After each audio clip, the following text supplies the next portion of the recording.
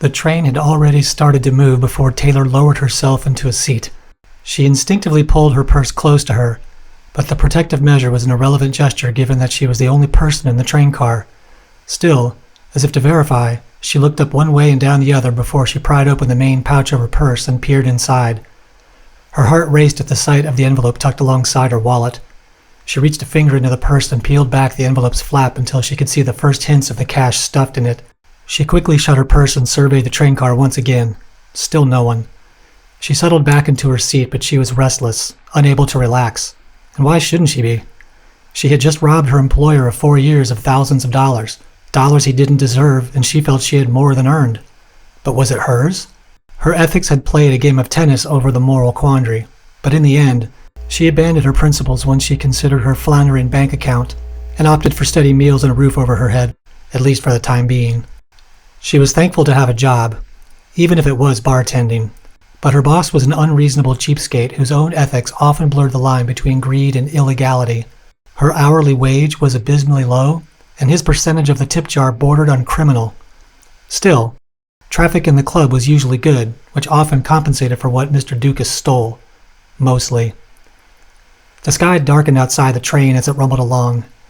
As the sun set, Taylor tried to reassure herself that what she had taken was fair, just, that she was owed this money. She struggled to convince herself, but it was too late now. She couldn't very well just hand her boss the envelope and say, "Sorry."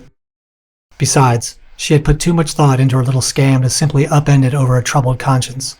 She had started withholding cash from the till nearly a year ago.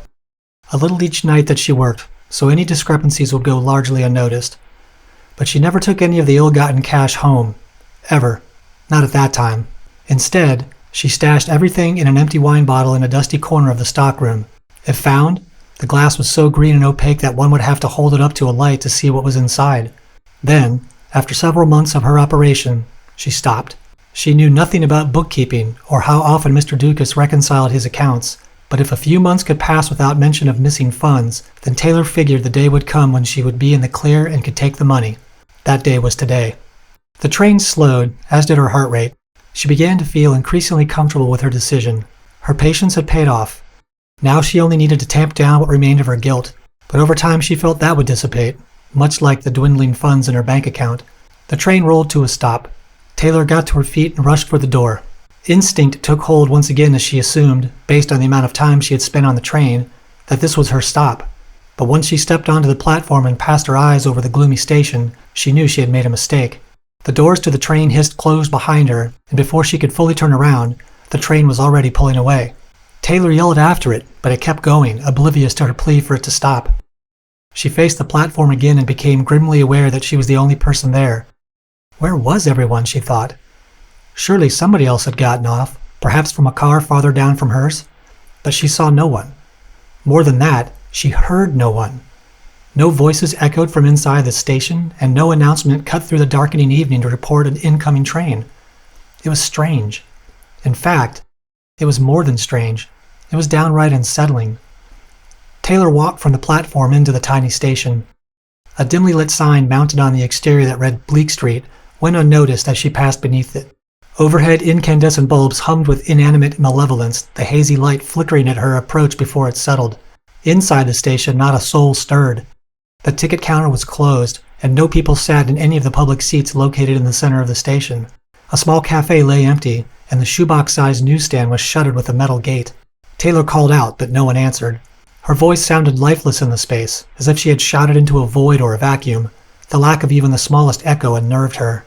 She crossed the dingy floor of the station and exited through the doors on the opposite side. Once outside, she felt confident she would find someone to tell her where she was. But her hopes were immediately dashed when she discovered the sidewalks devoid of a single person. Even more strange, she saw no cars, taxis, or buses in the streets or the minuscule parking lot in front of the station. It was as if the area had been cleared of humanity. Taylor stepped forward, her heart beginning to thump with uneasiness, and passed her eyes over the desolate road that led away from the parking lot. In the near distance, she could see the lights of what appeared to be a small town, but it looked like no town she had ever seen. Strange architectural shapes lurked in the shadows, lying in dark silhouette against an even darker night sky. The sight was troubling and wholly uninviting. Still, if she were to find someone to help her, it seemed heading into town was the most viable option. Making a reluctant decision, Taylor started walking, but no sooner had she begun than she stuttered step to a halt. Emerging from the shadows on the opposite side of the parking lot, a person trudged into the middle of the road. She felt the word trudged was an apt description, given that the person didn't walk into the street so much as they seemed to drag their body there through force of will. The person faced Taylor and stared at her. Though a safe distance away, Taylor could still make out the person's pale skin and dark eyes, which seemed unnaturally dark even in the dying light. Clothed in what appeared to be mechanic overalls, the person's arms hung limply by their side as they glared. Taylor didn't like it. Not one bit. She took a step backward when another person materialized out of the darkness on the other side of the road. This figure wore a dark suit, and like the mechanic, they ambled into the street, their face ghastly white and eyes black as they stared at Taylor. Taylor swallowed and decided in that moment to abandon her plan to venture into town. Certainly another train would be along at some point. Until then, she would wait on the platform. Whirling around, she started back inside the station. In her peripheral vision, she saw movement to her right and then immediately to her left. She quickly glanced in both directions and saw a woman in a waitress uniform and a man wearing khakis and a polo shirt. Both glowered at her through onyx black eyes and alabaster skin. Taylor peered over her shoulder at the two other people in the road and discovered that both now started walking toward her. Panic set in. She pushed through the doors of the station and scurried across the floor. Another person stepped from a darkened corner into the dim light, and yet another appeared from behind the cafe counter. A third emerged from somewhere Taylor didn't see, but she didn't need to. All three looked like the others. She ran for the station doors on the opposite side with full abandon, pushing through them and charging onto the platform. But there was nowhere to go, and no train had arrived. She looked back and saw through the station windows dozens of white faces with demon eyes filling the interior.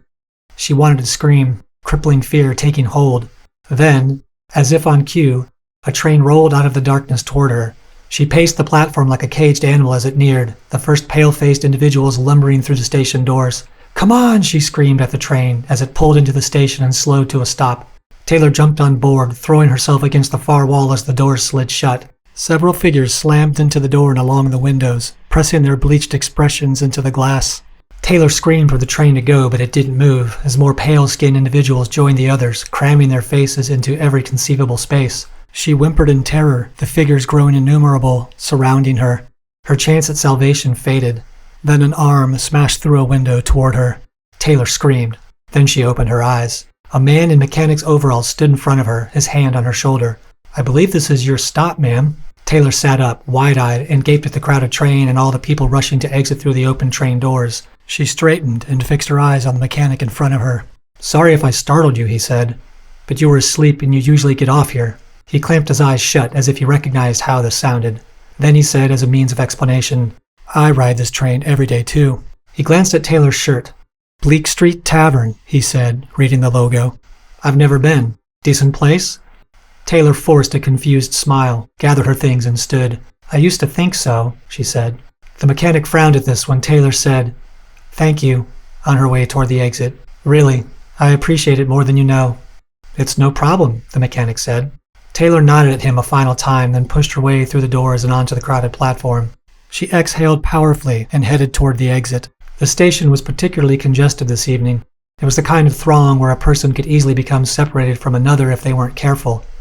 It was also the type of crowd where one person could follow another and go unnoticed, much like the pale-faced individual with near black eyes, who had exited the train just behind Taylor.